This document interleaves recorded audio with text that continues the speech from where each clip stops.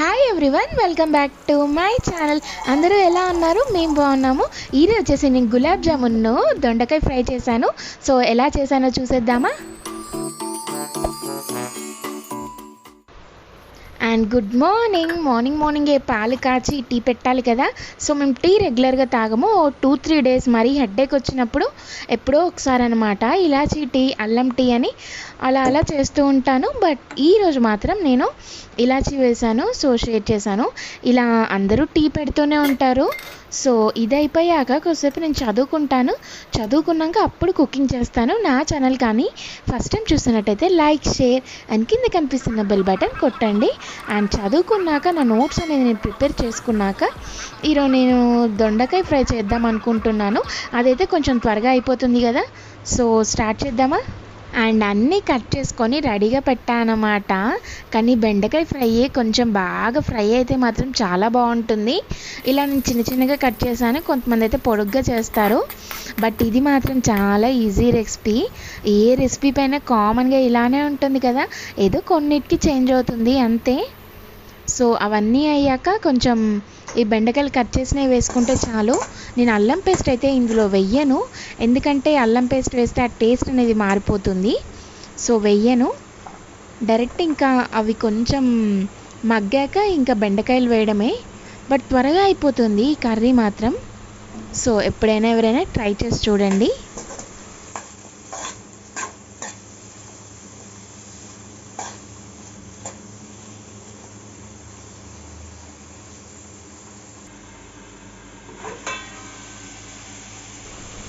ఒక్కసారి అట్లా కలిపి మూత పెట్టాక అట్లా వాటర్ స్ప్రింకిల్ చేస్తే ఏంటంటే అడుగు అంటుకోదు అంటారు. సో మాడకుండా అన్నమాట.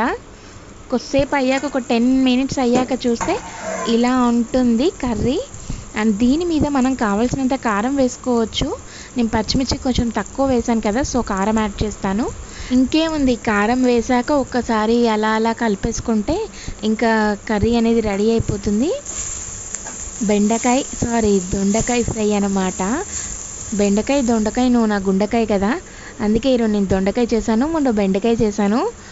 సో నెక్స్ట్ వచ్చేసి ఇంకా కర్రీ రెడీ అయిపోయింది, తినడమే. ఈరోజు ఏంటంటే మా దగ్గర బాగా వర్షం పడ్డది. అది చూడండి, అంత ఎండ వస్తుంది, మళ్ళీ వర్షం కూడా పడుతుంది అనమాట. రెండు ఒక్కసారే. రెయిన్బో కోసం చాలాసేపు చూసినాం కానీ మాకైతే కనవల్లే ఈరోజు.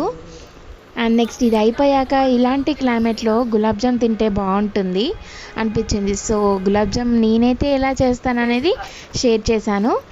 అండ్ ఫస్ట్ నేనైతే మామూలుగా పాలు పోస్తాను, లైట్గా ఒక పించ్ సాల్ట్ వేసి ఈ పౌడర్ని మిక్స్ చేసేయడమే పాలల్లో. మిక్స్ చేశాక ఒక 15 మినిట్స్ నేను పక్కగా పెట్టేస్తా. కొంచెం ఆ పిండికి మంచి పాలు బట్టి మంచిగా అవుతాయి అన్నమాట, రౌండ్గా.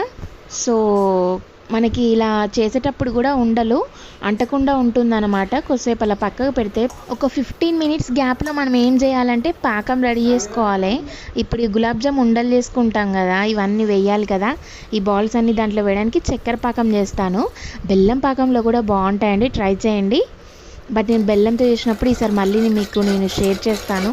ఏమున్నది, పాకం పట్టినాక ఇవి కొంచెం ఇలాచీ కూడా వేసుకోండి ఉంటే, లైట్గా సోంప్స్ ఫ్లేవర్ కూడా బాగుంటుంది దీంట్లో.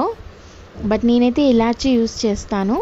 అండ్ నెక్స్ట్ ఇది అయిపోయాక మన పాకం దగ్గరకు వచ్చాక ఇంకా కంచుట్లో పెట్టుకొని ఇక రెడీ చేసుకోండి వేడిగా ఆయిల్.